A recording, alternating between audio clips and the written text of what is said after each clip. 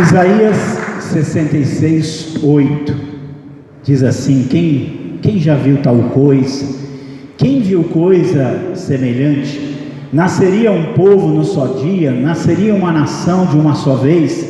Mas Sião mal esteve em dores de parto, e ela deu à luz aos seus filhos. E eu queria aqui narrar um pouquinho dessa história de renascimento de Israel, que é uma história muito linda. Lembrando que no ano 70 depois de Cristo, ali 30 e poucos anos após Jesus, Jerusalém foi destruída pelos romanos, o templo foi destruído pelos romanos. Jesus havia dito: não ficará pedra sobre pedra que não seja derrubado, e serão levados cativos por todas as nações, e Jerusalém será pisada pelos gentios até que o tempo deles se complete.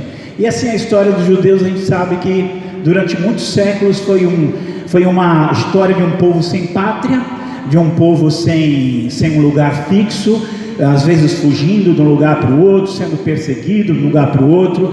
A gente sabe que a terra, como estava escrito ali em Levítico 26, como estava escrito ali em Deuteronômio 28, a terra ela foi abandonada, a terra se tornou ruína, a terra ficou ali jogada por muito tempo. E embora os judeus, sempre teve algum judeu por lá, mas na maioria das vezes aquela terra ficou abandonada. Mas quando chega ali no começo do século XIX, os judeus começam a sentir o desejo de retornar para a terra, principalmente os judeus do norte da Europa, que eram judeus mais pobres, que eram judeus mais religiosos, e eles tinham esse desejo de voltar para a terra. Então eles começam a voltar para a terra. Ali era pântano, ali era só ruína, ali não tinha condições boas de sobrevivência, mas eles estavam ali vivendo naquela terra. Mas essa história começa a mudar, e eu gosto de começar às vezes por um personagem da história de Israel, que nem sempre as pessoas conhecem, ouviram falar. Um homem chamado Alfred Dreyfus. Aqui na Guiana Francesa, aqui na América do Sul, no litoral da Guiana Francesa, tem um conjunto de ilhas bem pequenininhas ali, e tem uma ilha que a menor delas tem o nome de Ilha do Diabo, só para ver a condição da Ilha do Diabo. E a Ilha do Diabo, ela ficou famosa por causa de um homem que foi preso ali, um homem chamado Henri Carrière, e um francês foi preso ali, e ele conseguiu escapar dessa ilha, e escreveu um livro chamado Papillon, um livro que depois virou filme, e essa ilha acabou ficando muito famosa. Mas a primeira pessoa a morar nessa ilha, ou melhor, ser prisioneiro nessa ilha, era um homem chamado Alfred Dreyfus. Quem foi o Alfred Dreyfus? O Alfred Dreyfus era um judeu francês, capitão da marinha francesa. E o Dreyfus, ele fazia parte de um grupo de judeus, de um movimento chamado assimilacionismo. O que era o judeu assimilacionista? Era o judeu que ele não queria mais ser identificado como judeu. Ele cansou de ser discriminado por ser judeu. Então o movimento entre os jovens judeus, eles queriam negar a sua identidade judaica, eles queriam negar a sua identidade, a sua judaidade. Então o que eles queriam? Eles queriam o máximo possível se integrar na vida das nações onde eles estavam. Então, se ele estava na França, ele não queria ser judeu, ele queria ser um francês, ele queria ser um espanhol, ele queria ser um austríaco, um alemão, um português, um holandês, mas ele não queria ser identificado como judeu. E a gente olha assim a ironia de Deus, porque foi justamente com esses assimilacionistas que Deus começa a fazer a sua obra. Mas qual foi o problema do Dreyfus? O Dreyfus, para servir a nação dele, para servir a França, ele se tornou capitão da marinha francesa. Mas de repente encontraram os documentos secretos da marinha francesa lá na embaixada da Alemanha, e aí ficaram caçando quem foi o culpado, quem foi que levou esse documento secreto para lá, e não conseguiram descobrir. Mas precisava culpar alguém, precisava achar um culpado, e quem era melhor para ser o culpado era um judeu, né? Ele não tinha prova suficiente, não tinha nada que pudesse justificar que era ele, mas ele era judeu, então foi ele. E fizeram o julgamento do Dreyfus, e o Dreyfus foi parar lá na Ilha do Diabo, ficou ali 7 anos. O caso dele foi um caso assim muito famoso na história da França, porque abalou toda a França, dividiu a França. Um ano que ele estava preso lá, um outro judeu francês chamado Émile Zola, que era um romancista. Ele escreve um artigo que ficou muito famoso, entrou para a história do jornalismo, chamado J'accuse, Eu Acuso. E ele começa a acusar as autoridades francesas, ele começa a acusar a marinha francesa, ele começa a mostrar que eles sabiam que o Dreyfus era inocente, mas que acusaram ele por ele ser judeu. Isso trouxe um rebuliço naquele país, pessoas morreram, o caso veio, mas demorou ainda 7 anos para que ele pudesse ser restabelecido na posição que ele tinha. Mas o que tem o Dreyfus a ver com o renascimento de Israel? E aí nós vamos ver um momento da vida dele, um momento que ele vai ser destituído publicamente do cargo que ele tinha, e aquilo era como se fosse um jogo de futebol famoso, muita gente ali para ver ele publicamente ser desonrado mesmo, porque foi considerado um traidor, e arrancaram, né, as insígnias do peito dele e disseram assim: Alfred Dreyfus, sois indignos de servir a França. Mas o que vai fazer a diferença é que naquele dia tinha um outro judeu, um judeu assimilado também, um judeu que não queria ser judeu, um judeu austríaco, jornalista, chamado Theodor Herzl. E o Herzl foi naquele dia para cobrir aquela matéria, né, para ver aquele momento, registrar aquele momento. E ele, como judeu, se assenta ali para assistir aquele momento, para registrar e fazer a matéria. E quando o superior ali vem, quebra a espada no joelho e fala para Dreyfus que ele é indigno de servir a França, todo mundo que está ali começa a gritar assim: morte a Dreyfus, morte aos judeus, morte a Dreyfus, morte aos judeus. E naquele momento assim o Herzl se assusta, porque ele é um judeu no meio de um monte de gente gritando ali: morte a Dreyfus, morte aos judeus. E ele fica com aquilo, ele fica chocado com aquilo. Quando ele está saindo, ele pergunta para um amigo dele assim: vem cá, vocês não são cristãos? Por que vocês falaram isso? Ele fala assim: olha, nós somos cristãos, mas quando se trata de odiar os judeus, nós somos unânimes. E ele saiu ali com aquele choque no coração dele. Mas alguém falou uma coisa assim, alguém escrevendo sobre esse momento, e eu estava lembrando do Pedro falando, né, do efeito borboleta, uma coisa às vezes pequena. E alguém disse que esse momento transformou um jornalista em um profeta, porque quando o Theodor Herzl ele sai dali e ele começa a pensar que só existe uma solução: o povo judeu tem que retornar para a sua terra e tem que se tornar uma nação como era no passado, eles têm que retornar para lá. E ele conta que isso entrou na cabeça dele e aquilo ficava na mente dele 24 horas por dia, todo lugar que ele ia, toda conversa que ele fazia, tudo aquilo que ele planejava era voltado para aquilo. E ele começa a conversar com alguns judeus e falam assim para ele: você está doido, rapaz? Já não gosta da gente. Se falar que a gente quer fazer um país, aí é que a coisa vai ficar pior mesmo. Mas aquilo não saía da cabeça dele. E aí ele vai conversar com um judeu que tinha dinheiro, judeus milionários mesmo, barões, e eles não querem ouvir nada. Falam: não, esquece essa conversa. Mas só que aquilo não deixa ele em paz. Aí em 1896 ele lança um livro chamado O Estado Judeu. É um livro muito simples. Esse livro Estado Judeu, ele é um misto, né? Esse livro Estado Judeu, ele é um misto de chamado para que o povo judeu volte para a terra, e ele é também ao mesmo tempo uma orientação de como os judeus tinham que fazer para voltar para a sua terra. Mas também ninguém deu ouvidos a ele. Então, no dia 27 de agosto de 1897, ele faz o primeiro congresso sionista. O movimento sionista é um movimento que fala em Israel voltar para sua terra, os judeus voltarem para sua terra e ser uma nação outra vez. Ele praticamente fez aquilo sozinho, com o dinheiro dele, reuniu ali umas 120 pessoas, mas ele disse naquele dia: hoje eu fundei o Estado de Israel. Daqui a 5 anos talvez, e daqui a 50 anos com certeza, todos o verão.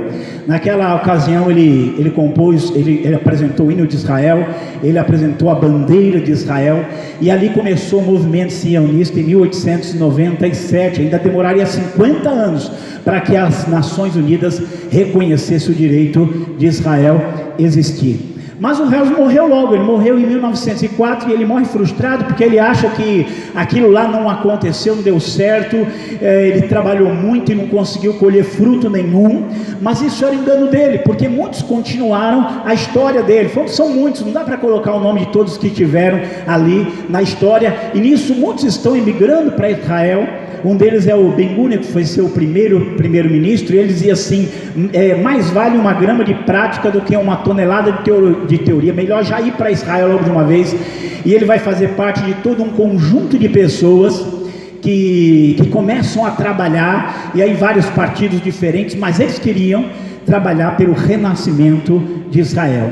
E então, quando vem a Primeira Guerra Mundial, um dos homens que ajuda a Inglaterra a ganhar a guerra, o nome dele é Chaim Weizmann, e ele desenvolveu um produto químico que ajudou a Inglaterra a ganhar a guerra. E aí então a Inglaterra chega para ele e fala assim, o que você quer, o que você deseja? E ele fala assim, eu quero o direito do meu povo de estabelecer um lar lá na Palestina. E aí vem um documento chamado Documento Balfour, e esse documento, os judeus vão se agarrar a ele como um direito que eles terão de voltar para a terra deles.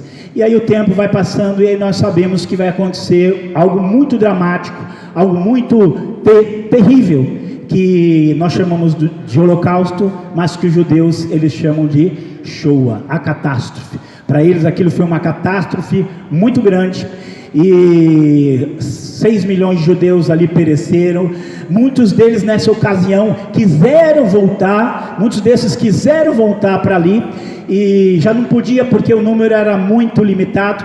É muito interessante porque em 1896 o Herzl tinha escrito assim no Estado Judeu, ele falou assim, olha, hoje vocês não querem voltar para a terra, porque o antissemitismo, o ódio aos judeus está dormindo, mas esse ódio vai tornar a despertar, e vai despertar com uma força tão grande, que vocês não conseguirão resistir. E realmente foi o que aconteceu ali durante aquele período. Quando acaba 1945, quando acaba a guerra, 2 anos depois, nós vamos ter lá na ONU, a votação, a famosa votação presidida por brasileiros, Oswaldo Aranha. No dia 25 de novembro ia ser a votação, 25 de novembro de 1947, mas quando ele vê o dia da votação, ele percebe que não tem gente suficiente ali para fazer isso. Então o que ele faz? Ele vai lá e ele faz uma manobra para adiar para o dia seguinte a votação, mas o dia seguinte era feriado, então adia 2 dias, nesses dois dias eles conseguem agora mudar a decisão de muitos líderes das nações, e no dia 29, então, quando a votação acontece, vota-se a favor da partilha, vota-se a favor da divisão, metade da terra ia ficar para os judeus, outra parte ia ficar para os árabes, e agora Israel poderia ser uma nação outra vez. Mas aí entre 1947, novembro, e o dia que estava marcado, que era 14 de maio de 1948, os árabes vão fazer muita pressão para que isso não aconteça, os árabes vão fazer muita pressão para que isso não ocorra, e a coisa começa a ficar difícil, muita gente começa a voltar atrás, não quer mais apoiar o renascimento de Israel. E é muito assim interessante, porque quando a ONU decide fazer a partilha, os judeus eles dançam nas ruas de Jerusalém, eles ficam muito felizes lá na rua de Jerusalém, e aquele que seria o primeiro-ministro de Israel, que é o Ben-Gurion, ele fica assustado, porque ele sabe que quando Israel renascer, quando Israel se tornar uma nação, os árabes virão com tudo. E aí no dia 14 de maio, chegou o dia de tomar a decisão, e a verdade é que os próprios líderes estavam em dúvida, porque eles sabiam que logo no dia seguinte eles enfrentariam 5 exércitos árabes, pelo menos, aquilo ia ser muito difícil, e aí eles estavam em dúvida. Tinha seis dos líderes de Israel que queria fundar o Estado, 6 não queria fundar o Estado, queria esperar mais, estavam na dúvida, e a gente olha a providência divina, porque um deles, o que ia dar o voto Minerva, que era um general chamado Mosharet, e ele está saindo dos Estados Unidos, e ele está no aeroporto, e aí lá no aeroporto ele escuta um aviso de que tinha uma ligação para ele, e ele vai lá, e a ligação era do presidente Truman, o presidente dos Estados Unidos, e o presidente diz assim para ele: olha, vote a favor do renascimento de Israel, funde a nação, porque mesmo que nenhum país do mundo reconheça, mesmo que a ONU não reconheça, os Estados Unidos vão reconhecer. E aí ele vai para Israel, ele dá o voto dele a favor da criação de Israel, e no dia 14 de maio de 1948, Israel se torna uma nação outra vez. Só para cortar a história aqui, que tem que terminar, no dia 15, os britânicos foram embora, que estavam com a tutela daquela área. Dia 16, os exércitos árabes vêm com a seguinte promessa: 15 dias nós vamos jogar os judeus para o mar, 15 dias eles vão ser lançados para o mar. Mas a guerra demorou 6 meses, e depois de 6 meses Israel tinha vencido. Não só Israel tinha vencido, como Jerusalém, porque quando a ONU dividiu, ela falou: essa parte é dos judeus, essa parte é dos árabes, mas Jerusalém não é de ninguém, Jerusalém vai ser domínio internacional. Mas os judeus amavam Jerusalém, e eles conquistam metade de Jerusalém. Depois, em 1956, vai ter uma guerra. Depois, em 1967, vai ter a famosa Guerra dos 6 Dias. Nesses 6 dias, eles agora conquistam a parte oriental de Jerusalém. Depois vai ter uma outra guerra em 1973, que é a Guerra do Yom Kippur, e em todas essas guerras, Israel ali permaneceu. De lá para cá foram atos terroristas, de lá para cá foram ações contra Israel, mas Israel permanece lá até hoje. E aí nós vamos pensar: mas permanece lá até hoje por quê? Só porque eles têm toda essa tecnologia, esse empenho, esse foco, essa garra? Claro que eles têm isso, mas mais do que isso, é porque há um Deus de Israel pelejando por eles. Eu gosto desse versículo de Provérbios: o cavalo se prepara para a batalha, mas é do Senhor que vem a vitória. Amém, glória a Deus. E aí tem que terminar, mas eu quero terminar com essa palavra aqui, que é muito bonita, Jeremias 31, 35, que talvez seja assim o atestado de sobrevivência de Israel. Lá, pode abrir aí, vamos terminar lendo essa passagem, Jeremias 31, 35, 36, mas eu gosto da profecia de Amós 9, 14, 15, quando Deus fala assim: eu tirarei do exílio o meu povo, e os colocarei de volta na sua terra, e eles reedificarão as cidades assoladas, eles plantarão vinhos e beberão do seu vinho, eles plantarão pomares e comerão do seu fruto, eu os colocarei na sua terra, e não serão mais arrancados da terra que eu lhes der, diz o Senhor. Deus é fiel em tudo aquilo que Ele promete. E aqui Jeremias 31, 35 diz assim, aqui a minha NVI diz assim: assim diz o Senhor, aquele que designou o sol para brilhar de dia, que decretou que a lua e as estrelas brilhem de noite, que agita o mar para que as suas ondas rujam, o seu nome é o Senhor dos exércitos. Somente se esses decretos desaparecerem de diante de mim, declara o Senhor, deixarão os descendentes de Israel de ser uma nação diante de mim para sempre. Amém, glória a Deus, glória a Deus. Eu queria que você desse uma grande salva de palmas ao Deus de Israel. Queria que você ficasse em pé. Amém.